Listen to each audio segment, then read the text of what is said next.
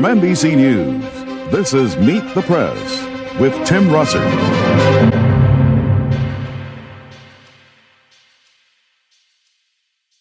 You were both in Skull and Bones, the secret society. It's so secret we can't talk about it. What does that mean for America? The conspiracy theorists are going to go wild. I'm sure they are. I don't know. I haven't seen the web. Number page. 322. Number 322.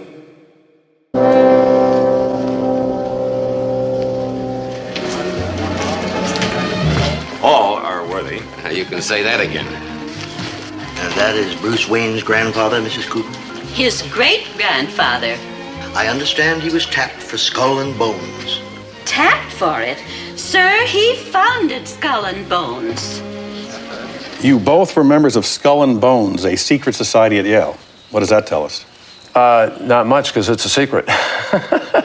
Is there a secret handshake? Is there a secret code? I wish there were something secret I could manifest. 322, a secret number? There are all kinds of secrets.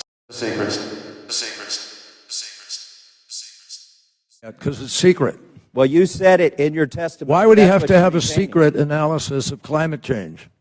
Let me ask Why you. does the president let's need get to back to keep the it science secret? of it. Let's get back to the science of it. But it's not science. You're not quoting science. Well, you're the science expert. You got the political science degree.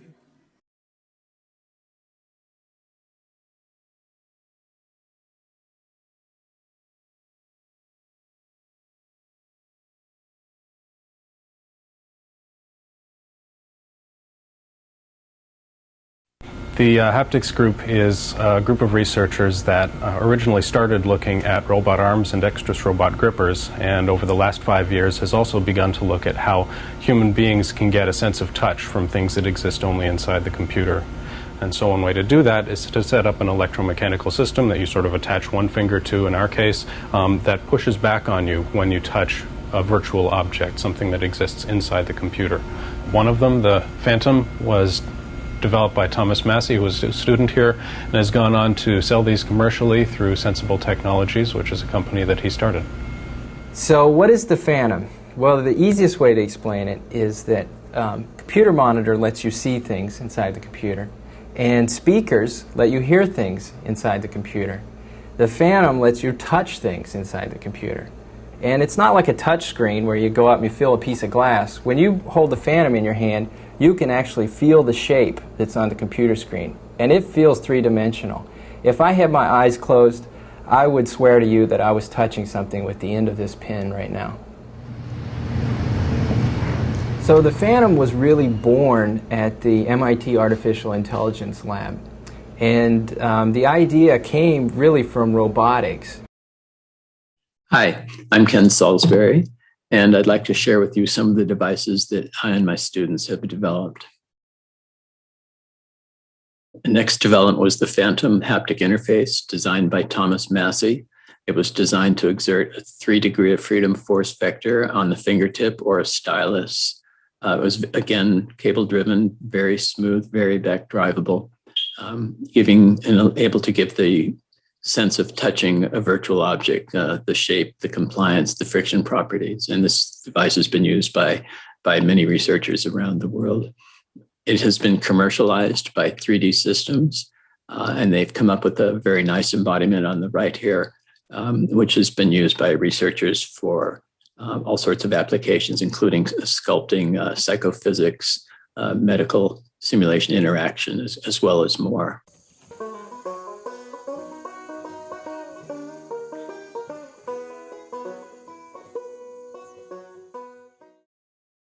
I was bored growing up, but I found that I liked to build things and make things. Especially things that would improve other people's lives. When I was in junior high, I invented a flower pot that would water itself when the soil got too dry. And that was for my grandmother, who liked to travel a lot, and she wanted to make sure her plants didn't die when she was gone. I did well at MIT. It was like drinking from a fire hose. At MIT, I invented some technology, some virtual reality technology that let people touch virtual objects, to feel them with their hands inside the computer. I commercialized this device. I got patents for it. I raised venture capital money. A lot of this happened while I was still in school. My high school sweetheart, who actually grew up on this farm, also went to MIT. So we were doing this company together while we were both students at MIT. That was very rewarding, but my wife and I wanted to get back to Kentucky. And because we had started the company in our married student housing dormitory, we had hired 70 people in New England. I thought about trying to offer them all 40 acres and a mule to come back to Kentucky with us, but ultimately we had to sell our ownership and separate from the company in order for us to relocate here in Kentucky, where we wanted to raise our kids the same way we had been raised. We bought the farm that my wife grew up on. Her parents still live here. And we decided to build a house and to do tangible things. I had been living in virtual reality. That was my business, a virtual reality device. Getting back to the earth was important to both my wife and I. So we wanted everything about our house to be real and nothing about it to be fake.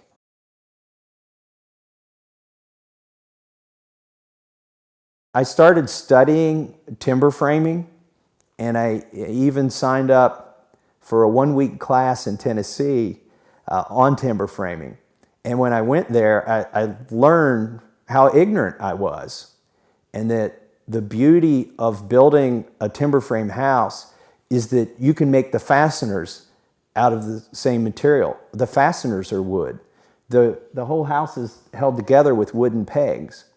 But if you study it even more, it's not even the pegs that are holding the house together. There's joinery. The tenons go in the mortises. And then if you lay it out correctly and properly, almost all of the joints are held together just by the force of the house, not by the pegs. We had an ice storm that struck our farm in 2003 and fell a lot of trees on our property. I spent a year with my bulldozer and a winch going into the woods and dragging these trees out. And those are the trees that are here in my house, the ones that nature cut down for me. I just had to drag them to my sawmill and then cut them into the shapes that would form this house. I think there's this notion that if something's available locally, it's not as good, that it's got to be exotic, that you've got to get this stone from Italy in order for it to be something meaningful. For me, it's more meaningful because it came from the location where I'm building the house. Literally, I want a house that's coming out of the ground and belongs here.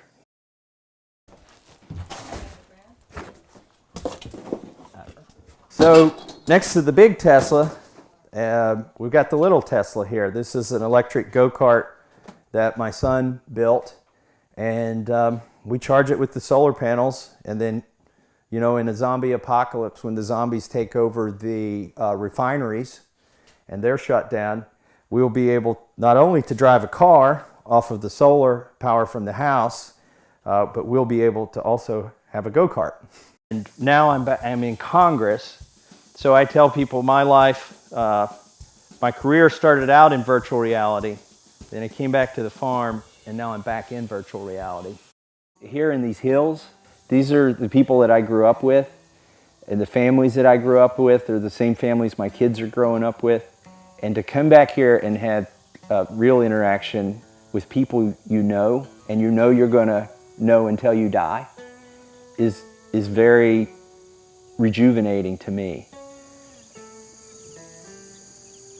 My philosophy is live and let live.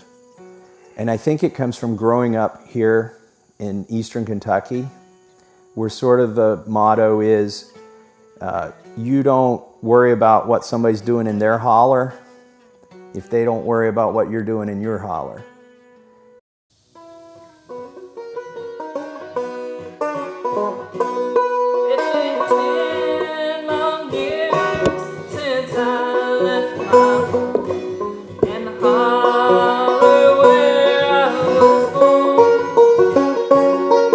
Where the cool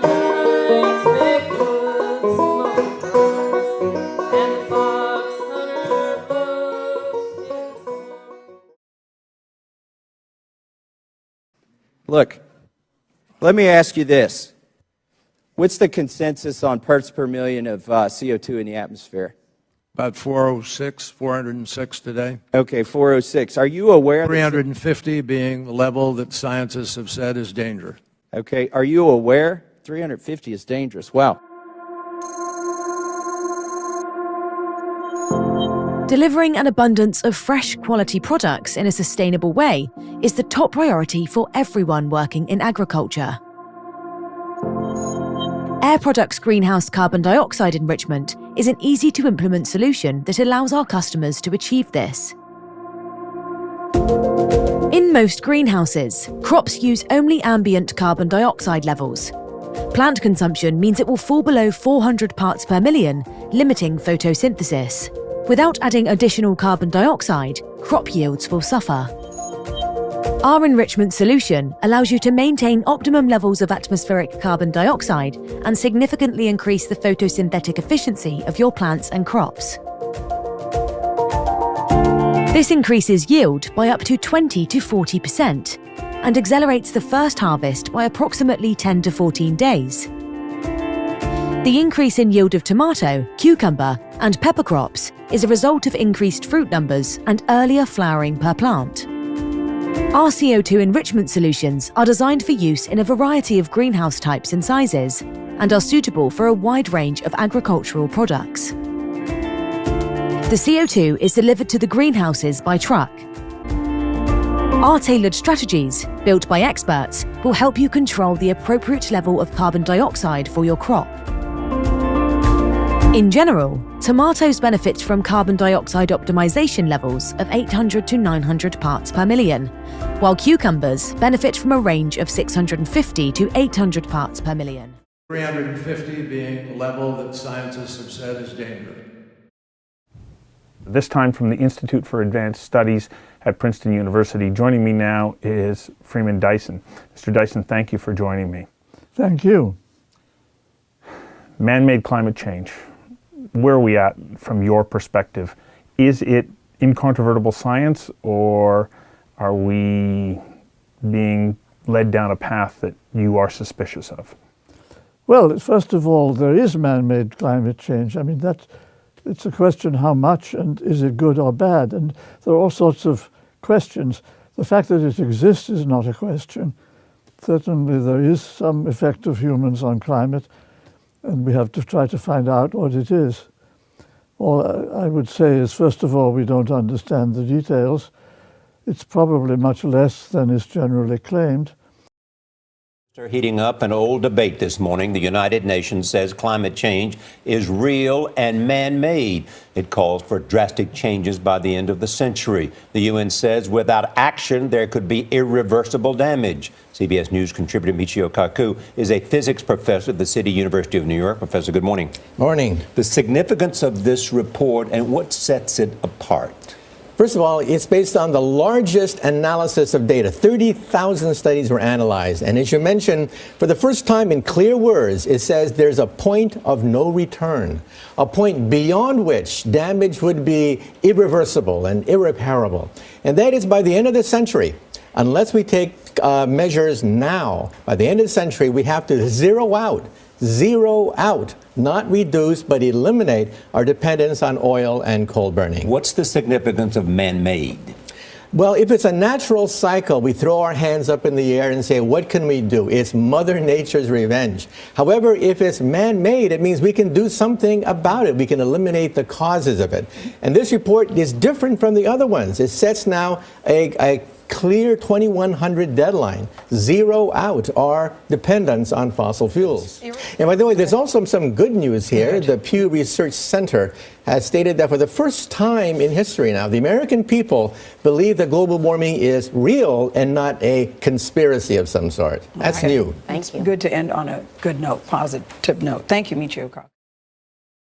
And the most important thing is that there are huge non-climate effects of carbon dioxide, which are overwhelmingly favorable, which are not taken into account. To me, that's the main issue, that the Earth is actually growing greener. This has been actually measured from satellites.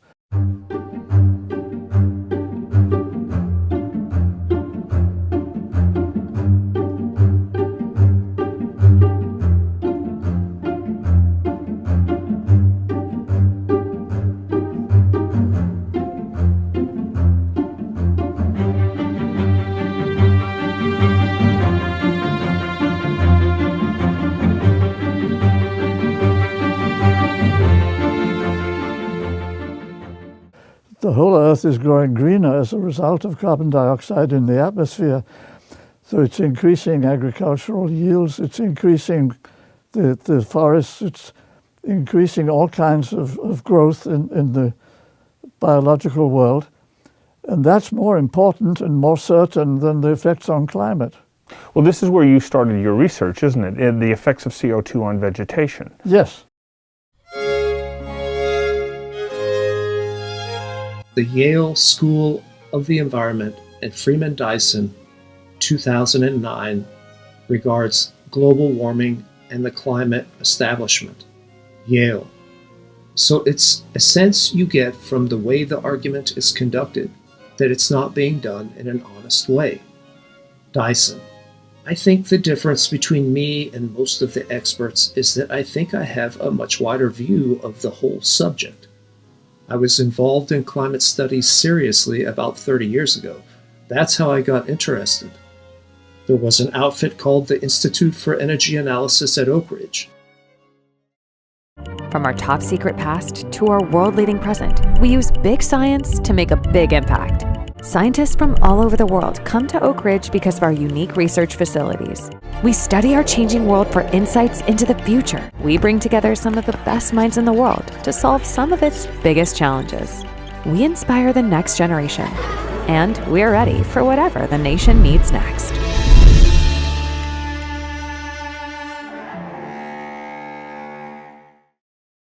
I visited Oak Ridge many times and worked with those people, and I thought they were excellent. And the beauty of it was that it was multidisciplinary. There were experts not just on hydrodynamics of the atmosphere, which of course is important, but also experts on vegetation, on soil, on trees, and so it was sort of half biological and half physics, and I felt that was a very good balance. And over the years, what have you found? Well, it's increasing just more or less as we expected. I started working on this 37 years ago, and at the time when there were, we thought the effects were maybe about 10%, and now it's probably more like 25% after 35 years. It's essentially what we expected. Carbon dioxide in the atmosphere has gone up by 40% in that time or something like that. Yeah, up to about 400 parts per million at the moment. Just shy of that, I think. Yes, about half of that is gone into raising vegetation. So vegetation has increased on the average by around 20%. And that's observed. And of course it's extremely important. It actually is enormously beneficial both to food production and also to the biodiversity, preservation of species and everything else that's good. So the remarkable thing is that these effects, which have nothing to do with climate, effects of carbon dioxide in the atmosphere, are so much easier to measure than the effects on climate, and so much more certain. Companies are driven by money. So putting a price on carbon emissions should encourage businesses to stop polluting, right? That's exactly what carbon markets were designed to do, reduce emissions by charging polluters. But so far, they haven't achieved that aim. Here's why. In 1997, the International Climate Change Treaty, known as the Kyoto Protocol, suggested applying the concept of cap and trade to carbon.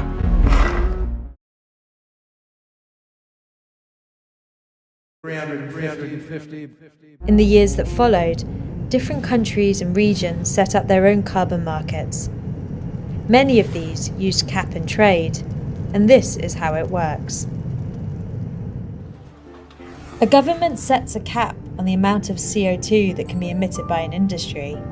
It splits the cap into permits and either gives or sells these permits to firms. If a company doesn't use up all of its allowance, it can sell what it doesn't need. If it needs more permits, it can buy them from those with spares. Each year, the cap gets stricter, and the shrinking pool of permits gets more expensive.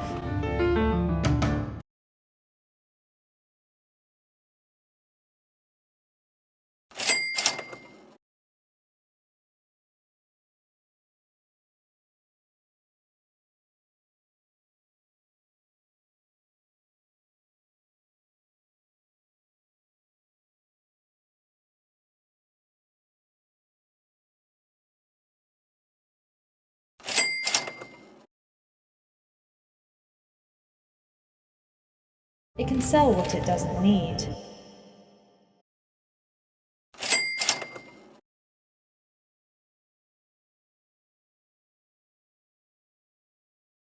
And the shrinking pool of permits gets more expensive. Carbon prices have been far too low to motivate change that's needed to decarbonize the world economy. But so much of that belief is predicated upon models that are represented, computer models that take data from weather stations around the world, and they say that this modeling demonstrates that this projection is going to work. This, of course, I have always been fighting against, the idea that the models actually are good predictors. And my friend Yuichiro Minabe, he's a Japanese climate expert who lives here in Princeton, and he was actually the first person who ever did climate models with increased carbon dioxide just to see what it would do. And he found the warming, and it was less than is now fashionable, but anyway, there was some warming. Is this the modeling that goes back to the late 60s? Yes. Yes, okay, I was reading about that. So anyway, Manabe always said, and still he says, that these climate models are excellent tools for understanding climate, but they're very bad tools for predicting climate.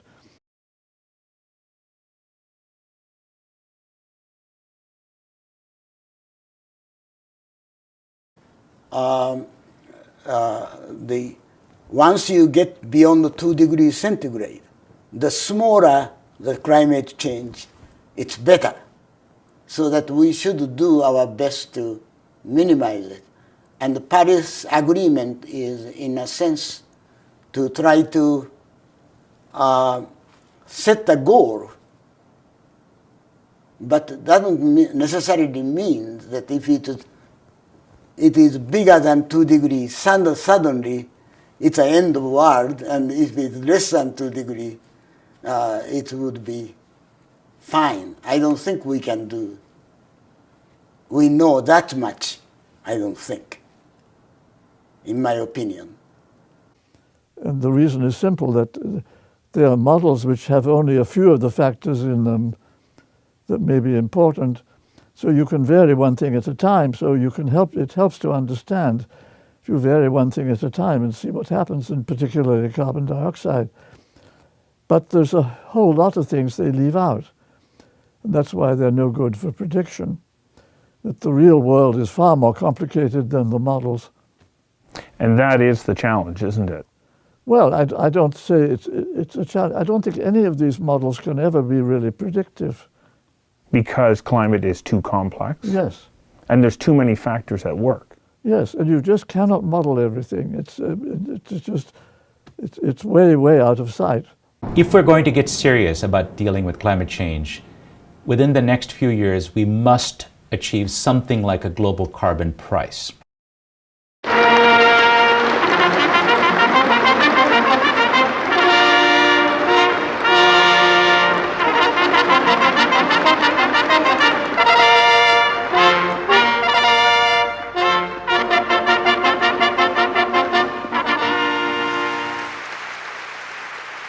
Feynman received his Nobel Prize for pioneering work in resolving the mathematical difficulties of quantum electrodynamics, a theory that unifies electromagnetism and quantum mechanics. He shared his prize with 2 other physicists who had independently hit upon the same solution. But only Feynman came up with an ingenious way to visualize subatomic processes using a set of simple pictures. These pictures, or Feynman diagrams, are a universal tool of today's physicists. Feynman was able to do it by ignoring the wave aspect completely. The pictures show you just particles traveling along in straight lines. These then were translated into mathematics, but in a very simple fashion, so that once you had the geometrical picture, it was rather simple then to go straight to the answer. And that made his methods very powerful as compared with the conventional way of doing things, which is much more analytical. It never occurred to any of us to put the calculations so graphically and then to combine the electrons and the positrons in this ingenious way. That's just why he is a genius. Then there was another young man who was with me, namely Freeman Dyson. He was an Englishman who had studied mathematics in the tripos at Cambridge. This is an exam paper from the University of Cambridge. It's part of a course which is widely regarded as being the most demanding undergraduate mathematics course in Britain, and that is the mathematical tripos. The tripos comes in 3 parts, spread over 3 years, and it is an old exam steeped in tradition and prestige. It was introduced around 1790 and still challenges some of the smartest students today. Some mathematicians would like to see it abolished, but for now, the tripos still has a strong grip on English higher math education, so let's take a look at it. This is the exam that for over 200 years has been seen as a leading test of mental agility and stamina. It's changed a lot in that time, but the current iteration still contains all sorts of really difficult questions. And G.I. Taylor, who was a professor at Cambridge, not in physics but in hydrodynamics. G.I. Taylor, whom I knew very well from Los Alamos, who had consulted for us, wrote me a letter. Well, I have here a graduate student in typical English understatement who is not entirely stupid. It would be nice if you would take him on as a graduate student. So I wrote back that I would be glad to take him on, and it turned out that Dyson knew everything. I gave him a problem, namely to do the lamp shift now not for an electron which has spin a half, but for a particle of spin 0. And I thought this would be a thesis problem. Well, he came back in about 2 weeks asking some questions which I couldn't answer, but he found the answers himself, and in 2 more weeks he came back with the answer. The lamp shift was very similar for a particle of spin 0, and I told him, well, okay, now you write this up and publish it. He was astonished that this was enough to be published, but it was, I think maybe it came just about the same time as the publications by Schwinger and Feynman, maybe a little earlier. So Dyson was very much interested in Feynman's work and talked to Feynman constantly, following Feynman's developments, and he knew about Schwinger's work. He went to Ann Arbor to listen to Schwinger's at the summer conference, and then Dyson was able to show that Schwinger's approach and Feynman's approach were really equivalent, which was not at all obvious because they seemed totally different. Dyson, after spending a year here, went to the Institute of Advanced Studies on my suggestion, and Oppenheimer gave him a hard time. Oppenheimer had really not understood Feynman's work, and it took a long time before Oppenheimer recognized that Dyson was a really excellent physicist. in fact, it took an invited lecture by myself to present Feynman's theory to Oppenheimer's seminar. And I think only after that Oppenheimer came around to Dyson and said, well, maybe you are right, and maybe this is a good theory. I had this skill with mathematical tools, and I played these tools as well as I could just because it was beautiful, just as rather in the same way a musician plays the violin, not expecting to change the world, but just because he loves the instrument. My name is Freeman Dyson, and I'm a professor retired at the Institute for Advanced Study in Princeton. And when I was a young kid, I used to scribble big numbers and draw pictures of the solar system. So obviously, I was interested right from the start. I think the decisive moment in my career path was reading the book Men of Mathematics by Eric Temple Bell. He showed the mathematicians as being mostly crooks and people of very mixed kind of qualities, not at all saints, and many of them quite unscrupulous and not very clever. And still they managed to do great mathematics. So it told the kid that if they can do it, why can't you? And that was certainly what turned me on.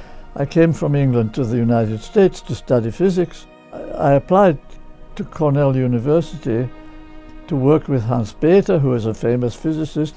But the amazing thing was, in the very first week I was there, I met Dick Feynman, who is an absolute genius. And of course, I'd never even heard of him. He was not so famous in those days.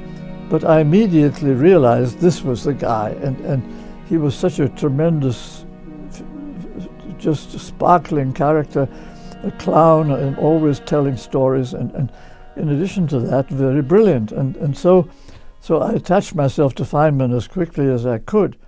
He was working on these problems of quantum electrodynamics, and he had done a great deal, which was very beautiful, but which nobody else understood. And he loved to talk, and I loved to listen. So within 6 months, I'd pretty well mastered his language.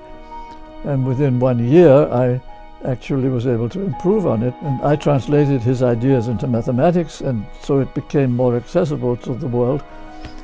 And as a result, I became famous. But it all happened within about 6 months.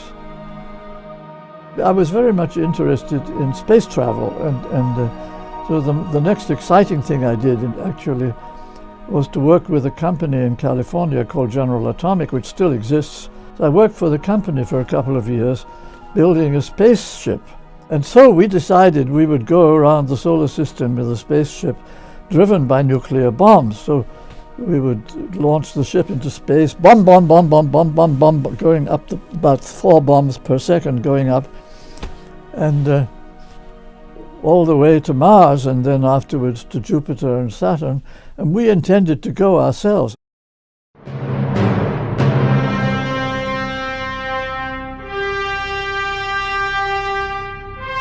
This is the true story of one of the most exciting episodes in the history of science and technology. A secret project to send a spaceship the size of an ocean liner to Mars and beyond, propelled by thousands of nuclear bombs. Awesome, fantastic, crazy even, Project Orion attracted some of the best minds in science for reasons that reveal much about scientists, their dreams, and their nightmares.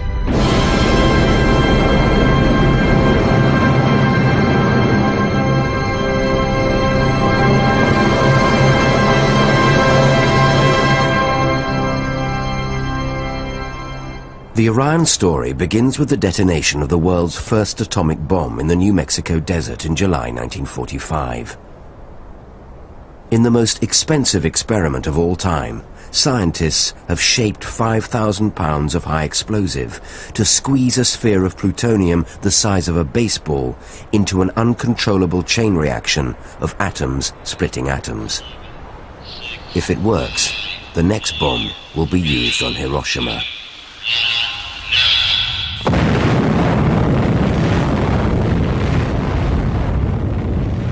That morning, many strange thoughts went through the minds of the scientists who built the bomb.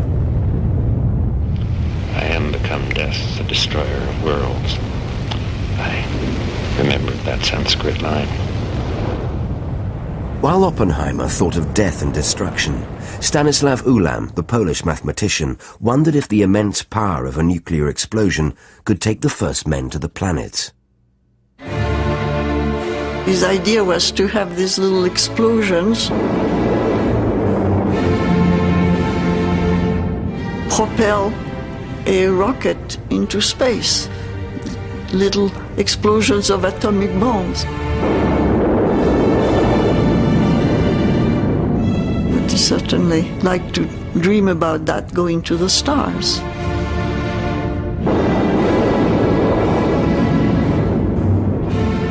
"13 years later, Ulam's idea became a top-secret multi-million-dollar US government project.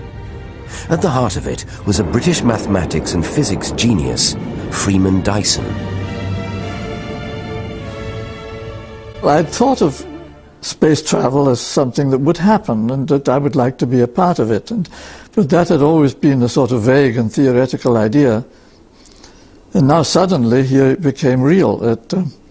Here was a real project which offered just the kind of things I've been dreaming about. As a child, going into space was something I'd love to do in my lifetime.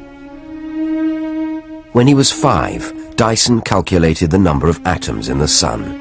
By the age of 25, he'd cracked some of the most intractable problems in theoretical physics and been given a job for life at Princeton alongside Oppenheimer and Einstein. But he found Project Orion irresistible. So the first trip would have been a landing on Mars. The ship would have landed using its bombs.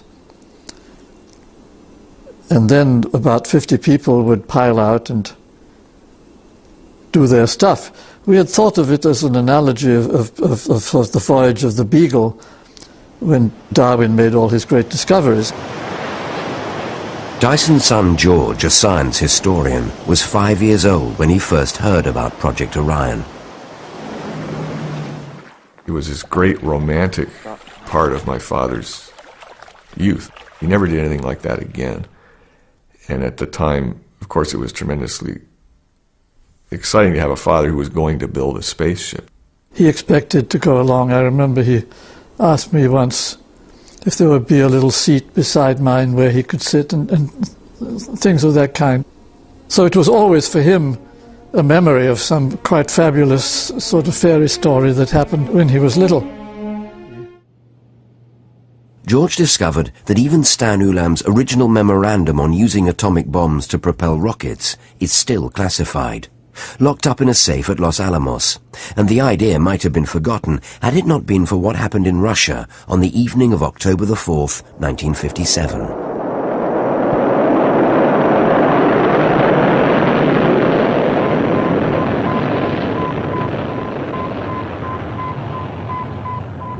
A country went through a very fearful reaction to Sputnik. It gets the American people alarmed that a foreign country, especially an enemy country, can do this, and we fear this. Sputnik was essentially something the size of a basketball launched in space. And it went around and it beeped. And there it was, and it was obvious that the Russians could make bigger and better things, and they could come roaring over us in orbit. Attention, all those who are in the streets. Run for the nearest shelter, but run as close to the walls of buildings as possible. People were literally frightened, just as they were after 9/11 last year. You know, what is it? What kind of a weapon could it be? Is it a real threat? Does it mean that Russia is going to try to rule the world? So suddenly the Russians had done it, and then, of course, it was obvious that we'd go ahead and do it too. So it was just an enormous window of opportunity that everybody in the government was willing to say yes to all sorts of weird schemes. Of all the post-Sputnik schemes backed by the Eisenhower government, the most audacious by far was Project Orion, run out of General Atomics near San Diego.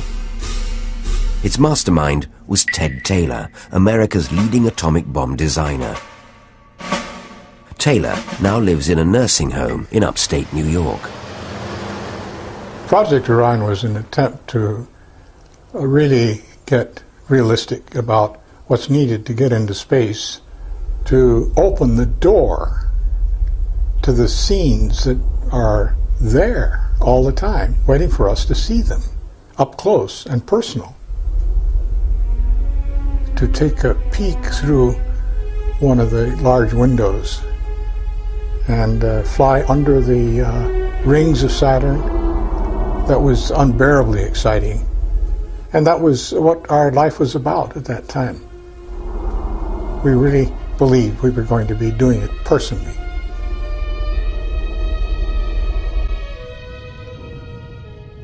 By the time the Russians put a dog into Earth orbit a month later, Taylor had sold the idea of a nuclear bomb-propelled spaceship with a crew of 50 men and women to his boss at General Atomics, the 34-year-old physicist and entrepreneur, Frederick de Hoffman.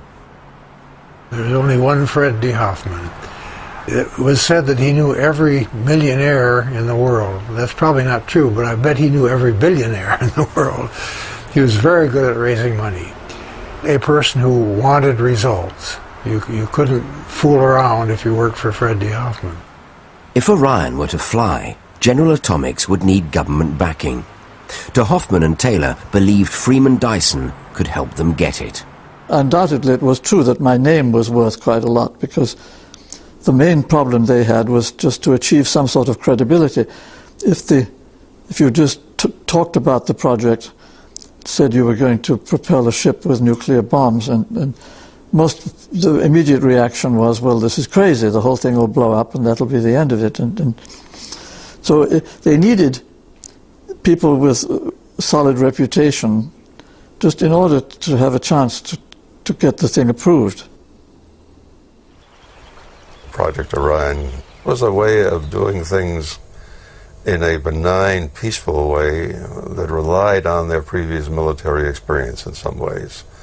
So it was a translation of a sword into a plowshare. And I think that's a lot of the spirit that imbued these people. Nobody really liked the sort of mass murder aspect of bombs, but nevertheless they loved playing around with bombs. So this was a way of having your cake and eating it too, that you could play around with bombs and still not be killing people, but exploring the universe. 9, 8, 7, 6, 5. It turns out, to everyone's surprise, that when you subject a large plate behind which there is a shock-absorbing system to a bomb explosion, that the plate absorbs the bomb materials and is accelerated. The shock absorber moderates that acceleration, and the final product of this is an acceleration which, very surprisingly to many people, a human being can tolerate. So the plate will certainly lose a certain amount of material each time, and everything depends on how much. So there's where you have to have mathematics, you have to calculate. And so if it was, if it would remove 1/1000th of an inch each time, then we'd know we'd be in very good shape. In 2,000 bombs, you'd lose only 2 inches. But if it lost 1/100th of an inch each time, then you'd lose 20 inches, and that meant you're probably in very bad shape. The bomb debris is a very high temperature fluid which is banging up against the bottom of the ship. So you have to do the hydrodynamics of this flow. You have to do the radiation flow into the solid material. You have to do the evaporation of the material. It was just a whole lot of problems of the kind that I'm good at, the sort of practical problems involving mathematics. In watching Freeman work, I was always impressed that he never seemed to cross anything out. He would just sit there and write these things just one after the other, like you're writing to your mother. It was just like calligraphy. And I don't know if he ever made mistakes. The theoretical calculations established that the pusher plate would in fact survive. Orion worked on having small, highly efficient, directed nuclear explosions. And if there had not been a Cold War to worry about, who would have spent the money on that? It would take 1,000 bombs to lift Orion into space. More bombs would accelerate it to 50,000 miles an hour, and still more would be needed to slow it down again for landing on Mars, or wherever.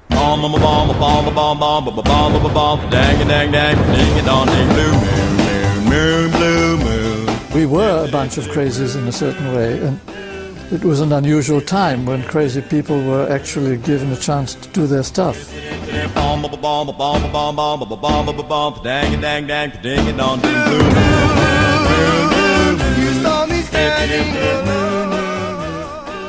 My father had spent his whole life just scribbling on blackboards, and then we moved to California. He was flying this glider off a cliff. I mean, I'd go up on Saturdays and watch, and he would get in this thing and be winched right over the edge of this cliff and fly around, and if he did okay, come back. And you know, my dad was doing that. I'd never dreamed of him doing anything like that. So it made the whole idea of going into space just seem that much closer. Cars looked like spaceships, and jet planes were flying overhead. They were building Atlas missiles by the hundreds. Orion fit right in. Project Orion was of its time, a time when cars had tail fins but no seatbelts, and rock and roll was playing on the radio. It's just great balls of fire! 50 years or so since I heard about Project Orion, I'm sure the idea startled me, this concept of using nuclear bombs, bang, bang, bang, bang, to drive yourself around the solar system. But I don't think even then I dismissed it. Every time I get into a motor car, I'm being driven around by a series of rapid explosions.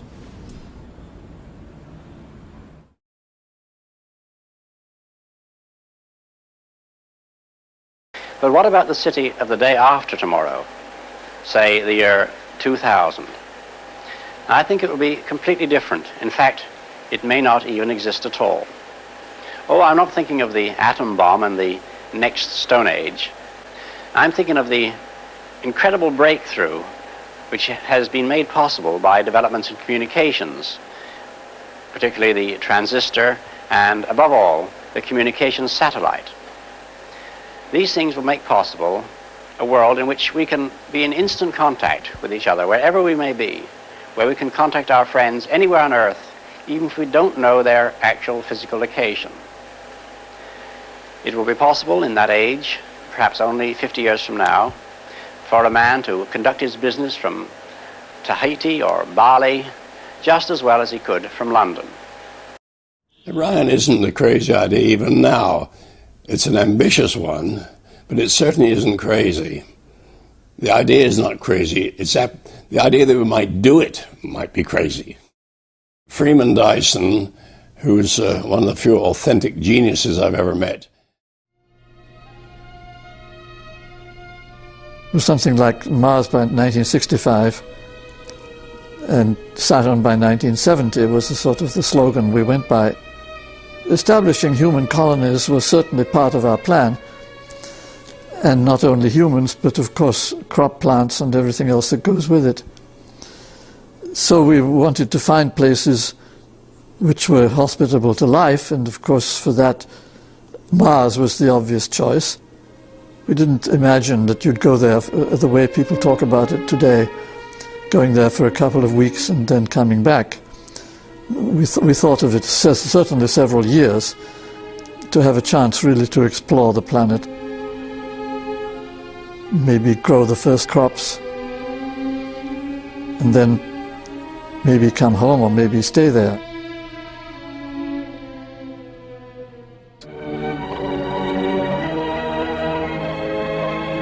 The Orioneers built a free-flying model, and they made a film for Ted Taylor to take to Washington to show to the disbelievers.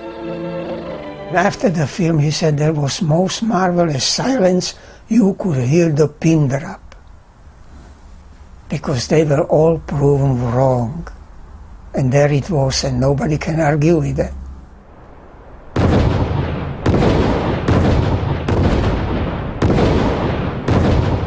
It worked like a charm. First time we tried it, the thing took off like bat out of hell and flew.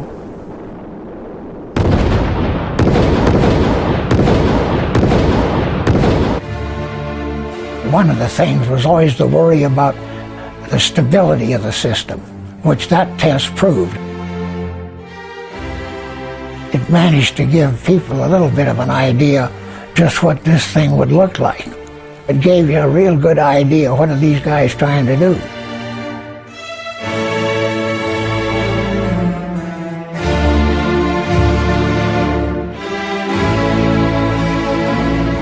I think it would be the most impressive, most startling, interesting, and in many ways beautiful spectacle caused by action by human beings. We were going to launch from a barge at sea to get away from the neighbors. But no, it would have been a very, very loud and very impressive event. It would be going up from the surface of the ocean, bump, bump, bump, bump, bump, like that, going up, bigger explosion each time.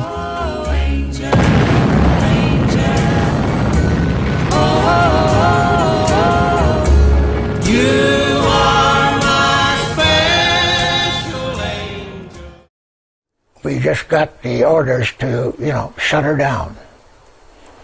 And that we did. And that ended Orion.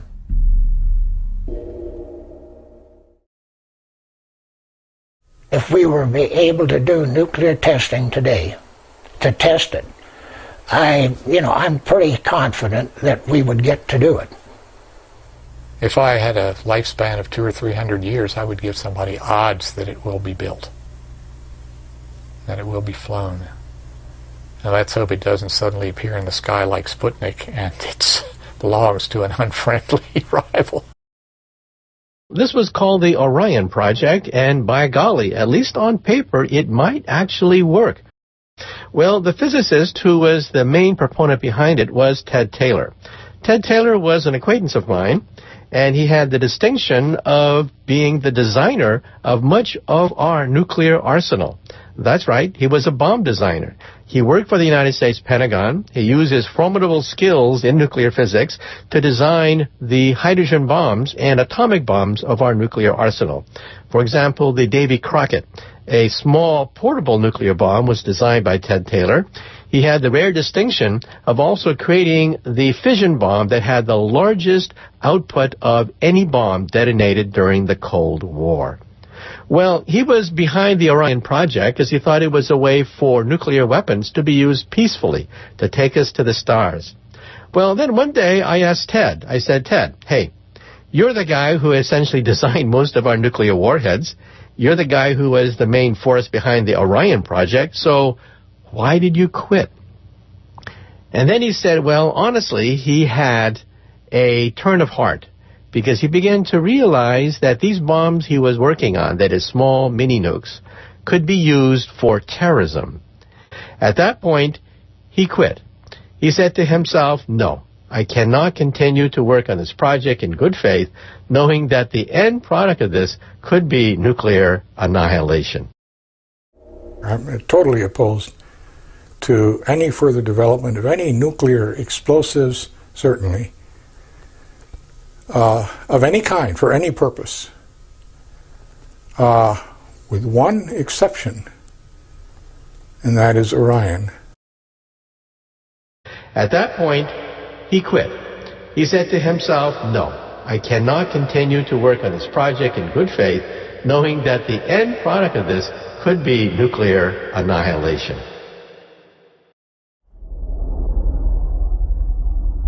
Even now, the only way we could get large payloads around the solar system is by something like Orion, because atomic bombs contain thousands of times more energy, indeed almost millions of times more energy, than any of the chemicals that we use in our existing rockets, like hydrogen and oxygen. they're feeble compared with the energies of an atomic bomb.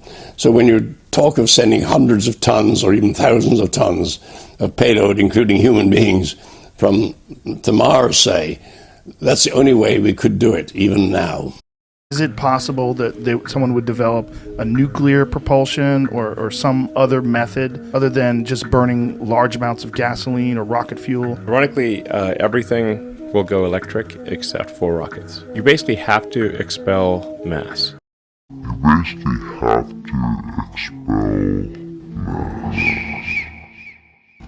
For a car that you could push against the ground. For aircraft, you can react against the air. In vacuum, there is nothing. The only way to move is to react against yourself.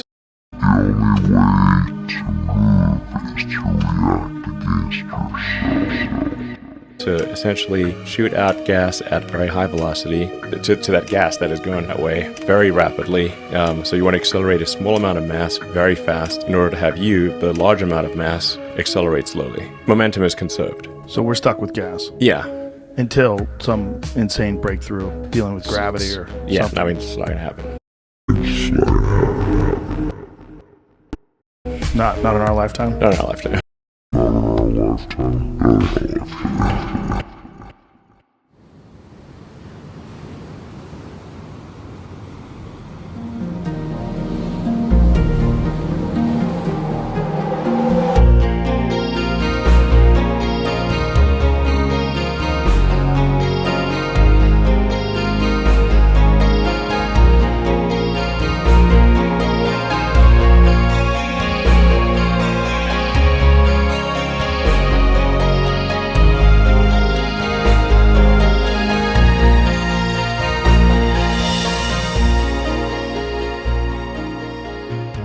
Project Orion was a United States research program to develop a spaceship powered by nuclear detonations, which culminated in designs for exploratory vehicles carrying scientists and explorers to Saturn by 1970.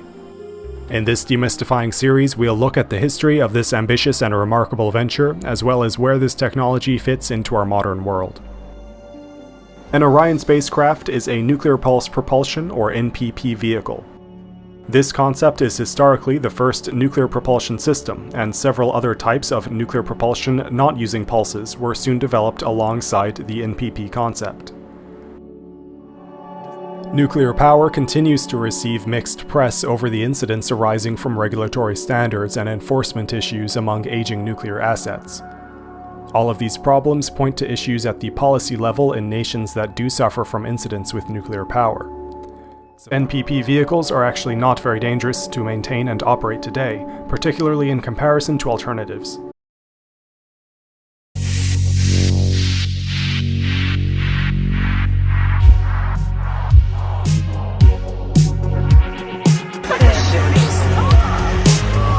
Wow, talk about it going right over us. Right? Oh my God. Amazing.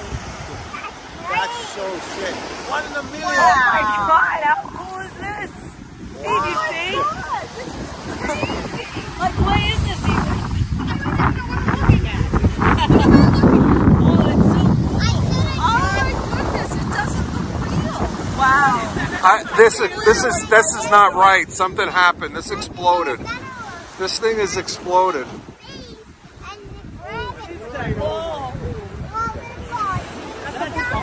No, I don't think so. You think something's wrong? Yeah, oh, absolutely. There's no one in that, right? No. No one was in it, right? No. Oh, thank God. Oh my goodness. It was clear that the competition was actually going to win, the competition being Wernher von Braun and the Apollo program, which was going to go with ordinary rockets to the moon.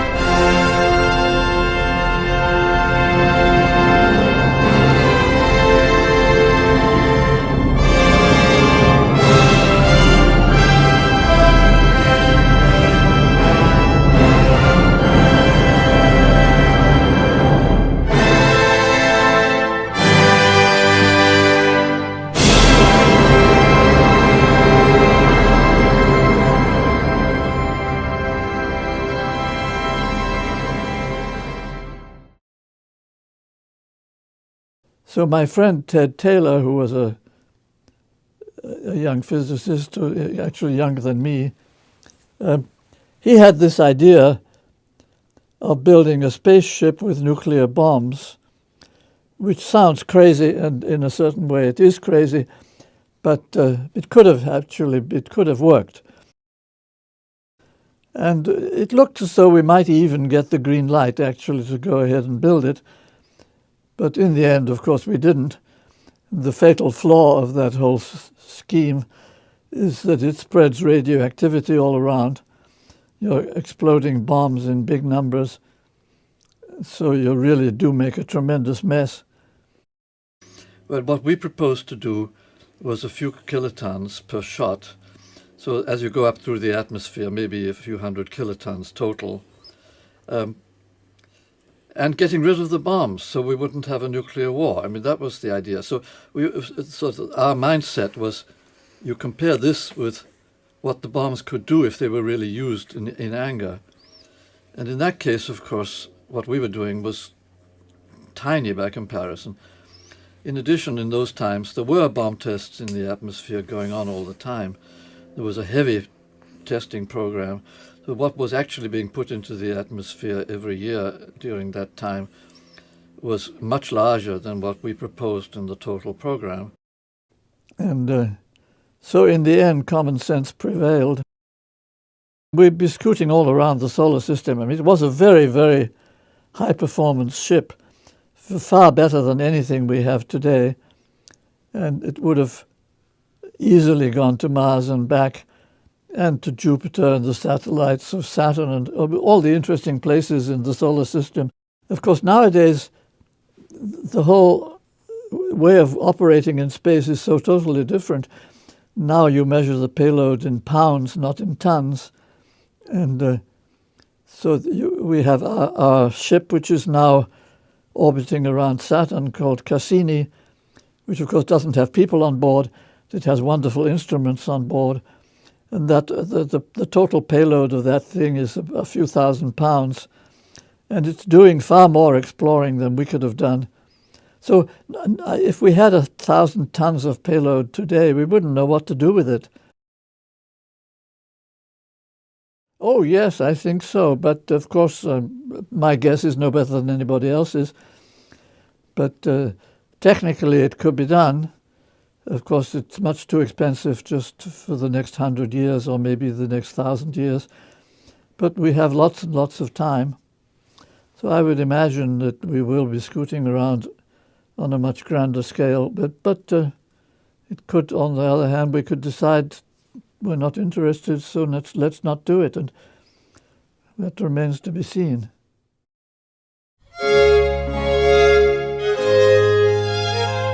Reflections on Project Orion by Jeremy Bernstein in Inference, International Review of Science, 2020. As the reader will learn, my friendship with Freeman Dyson goes back well over half a century. I never stopped marveling at his genius. He simply could not help seeing things in a unique way. The last communication I had with Freeman not long before he passed away had to do with climate change. He was concerned about the next ice age, which he thought was long overdue and about which he was certain that no one really understood the science. Only Freeman would worry about a forthcoming ice age. As part of this essay, we are fortunate to be able to publish something he wrote about space travel and which is typical Freeman.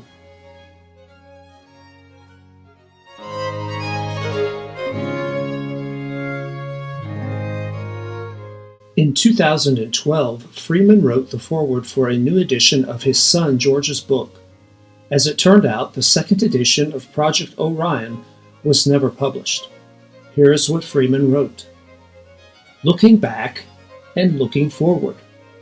10 years have passed since this book was published, and 47 since Project Orion ended. Interest in the project is still alive as memories of it are fading. I am still frequently asked whether I believe it has a future.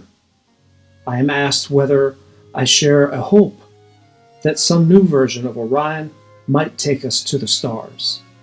I am asked whether our dreams of 50 years ago are dead. And the answer to all three questions is no. Orion does not have a future, because the political and environmental concerns that caused the project to be ended in 1965 are still valid today and are likely to be permanent. No new version of Orion will take us to the stars, because the stars are too far away, and all versions of Orion travel too slowly and carry too much weight, crawling for hundreds of years to reach even the nearest stars. Our dreams of 50 years ago are not dead, because faster and more agile vehicles will avoid the political and environmental snags of Orion and will reach speeds that leave Orion far behind.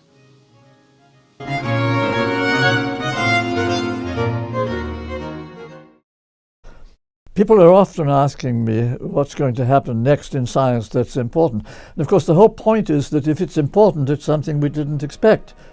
In order for science to go on, it has to have mysteries. That's the way it has been up till now. So I hope very much it continues. I think the notion that I like to oppose the consensus in science is totally wrong. There's only one subject that I've been controversial, which is climate.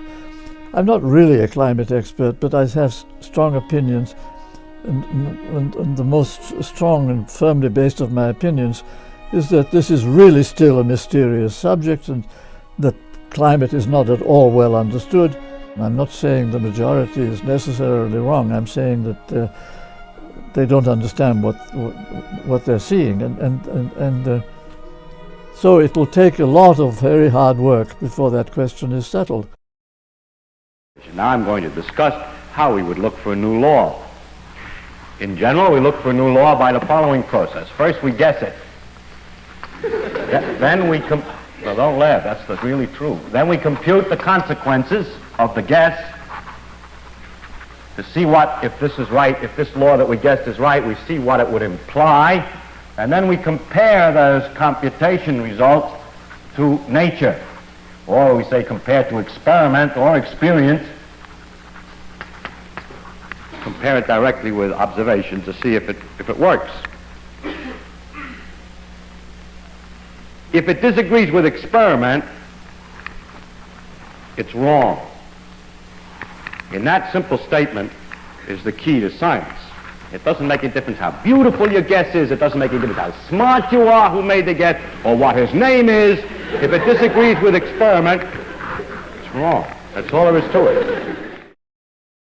However, carbon dioxide over the long term will heat up the Earth to the point where we have essentially speeded up the natural temperature changes of the Earth by several million times. We physicists have gone to Greenland and taken ice cores, drilled hundreds of feet right into the ice sheet to capture the atmosphere of 160,000 years ago. We now know what the atmosphere looked like 160,000 years ago, right on the planet Earth. We plotted carbon dioxide levels and temperatures, and we see an exact synchronization. In fact, I even brought the chart with me. And if you look at the chart, you'll see that carbon dioxide levels rise and fall along with temperatures. This is the smoking gun.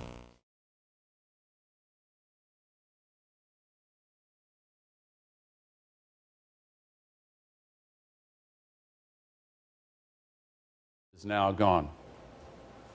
There is a message in this. It is worldwide. And the ice has stories to tell us. My friend Lonnie Thompson digs core drills in the ice. They dig down and they bring the core drills back up and they look at the ice and they study it. When the snow falls, it traps little bubbles of atmosphere, and they can go in and measure how much CO2 was in the atmosphere the year that that snow fell. What's even more interesting, I think, is they can measure the different isotopes of oxygen and figure out a very precise thermometer and tell you what the temperature was the year that that bubble was trapped in the snow as it fell. When I was in Antarctica, I saw cores like this, and a guy looked at it. He said, right here is where the U.S. Congress passed the Clean Air Act. And I couldn't believe it. But you can see the difference with the naked eye. Just a couple of years after that law was passed, it's very clearly distinguishable. They can count back year by year the same way a forester reads tree rings, and you can see each annual layer from the melting and refreezing. So they can go back in a lot of these mountain glaciers 1,000 years. So if you look at 1,000 years worth of temperature and compare it to 1,000 years of CO2, you can see how closely they fit together. Now, 1,000 years of CO2 in the mountain glaciers, that's one thing. But in Antarctica, they can go back 650,000 years. This, incidentally, is the first time anybody outside of a small group of scientists has seen this image. This is the present day era, and that's the last ice age. Then it goes up. We're going back in time now, 650,000 years. That's the period of warming between the last two ice ages.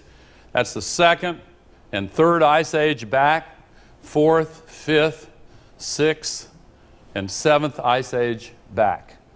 Now, an important point. In all of this time, 650,000 years, the CO2 level has never gone above 300 parts per million. Now, as I said, they can also measure temperature. Here's what the temperature has been on our Earth.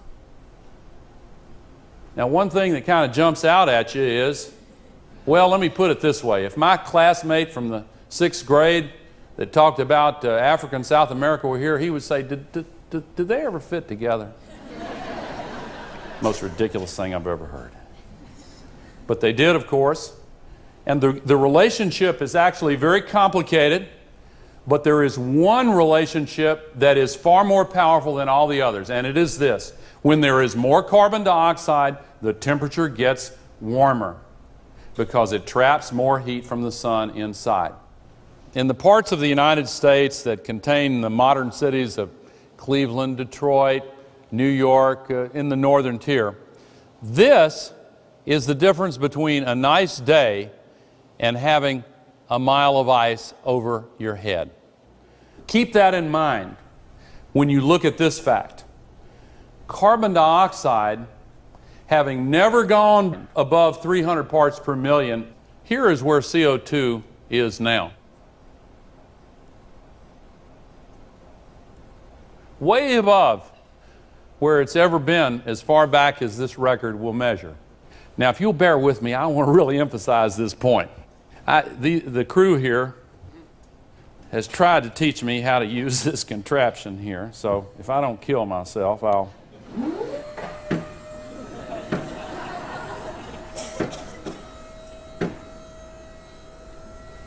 It's already right here.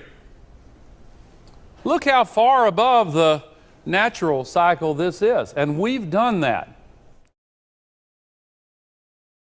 Look how far above the natural cycle this is, and we've done that. So if I come back to the question of CO2 in the atmosphere, we've seen about a 40% increase, I believe, over the last 130 some odd years of measurement. Is that correct? That's accurate, yes. But we haven't seen a 40% increase in temperature. So the rise of CO2 doesn't necessarily correlate to temperature change. Do you understand why all of a sudden then there is such concern about CO2 increases and what it's going to do to global temperatures? Well, I don't try to impute motives to people. I mean, I disagree with people very strongly, but I don't say that they're evil because they disagree with me. So I'm not talking about, I think I don't want to analyze other people's motives. There certainly is an enormous religion in which there are lots of true believers who think that climate change is evil and that we're going to run into big catastrophes if we don't do something drastic. And that's a sort of a belief system which exists. I don't understand it, and I don't pretend to understand their motives. How did we get to focus on CO2 as being this tipping point, the culprit? Because it's something we do ourselves, And that's what makes it special. It is human activity. The fact is that CO2 is so beneficial in other ways. It would be crazy to try to reduce it. If prices stay high enough, helped by commitments from governments and regulators, then greener industrial processes would become more attractive. And carbon markets could start to achieve their original goal of helping to decarbonize the world.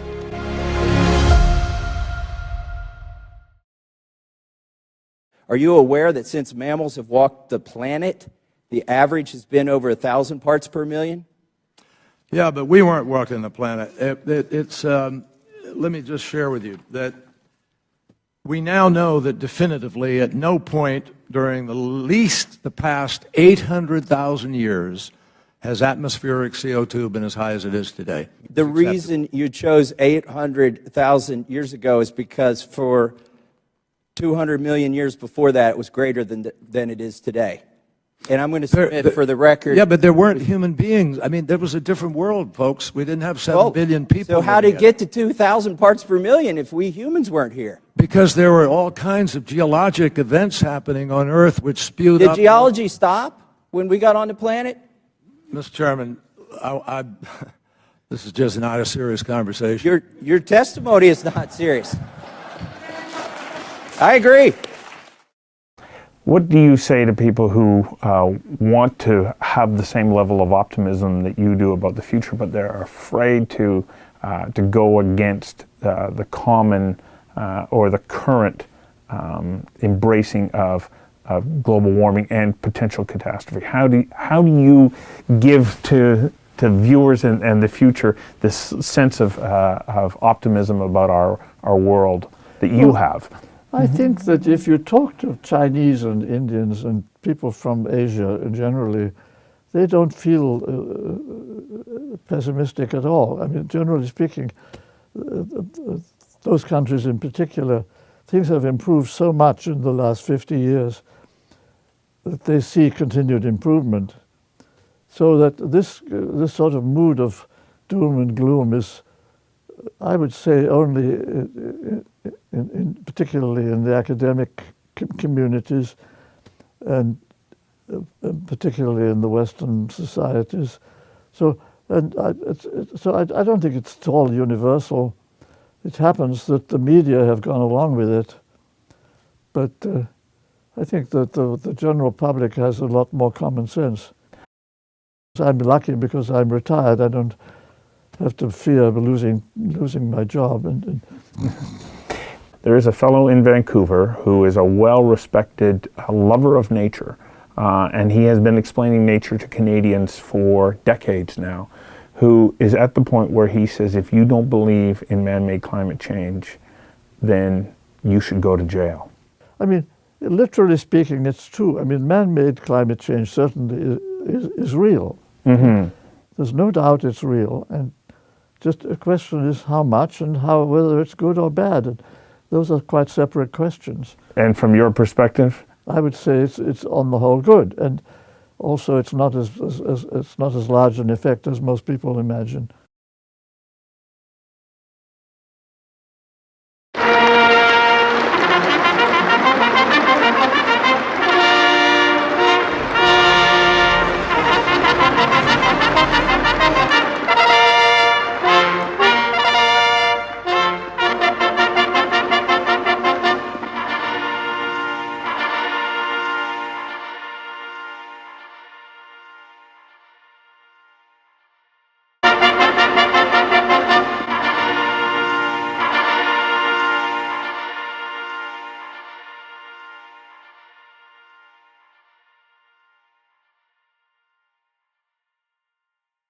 And this wouldn't be possible without the help and assistance of the state of Illinois and especially Governor J.B. Pritzker. And I have to tell you, I've been around a lot of governors for a lot of years, and he is the most hands-on economic development governor we have had since probably going back to Jim Thompson, and that's going back many, many years and decades. But I'm very excited to welcome the governor once again home to Decatur. So with that, Mr. Pritzker, would you please come to the microphone? Thank you, Governor.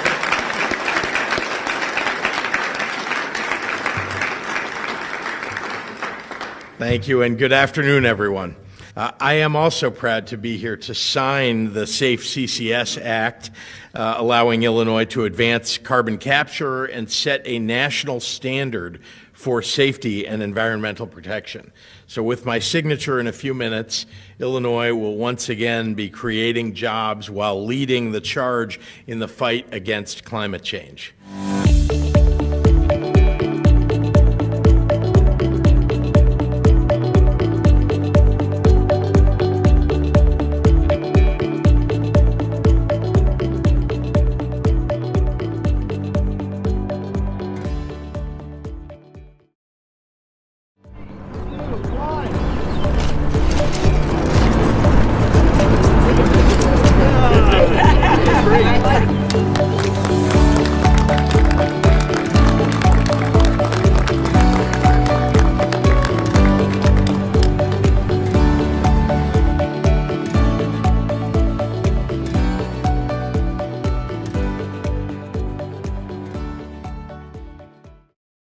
The fact is that CO2 is so beneficial in other ways, it would be crazy to try to reduce it.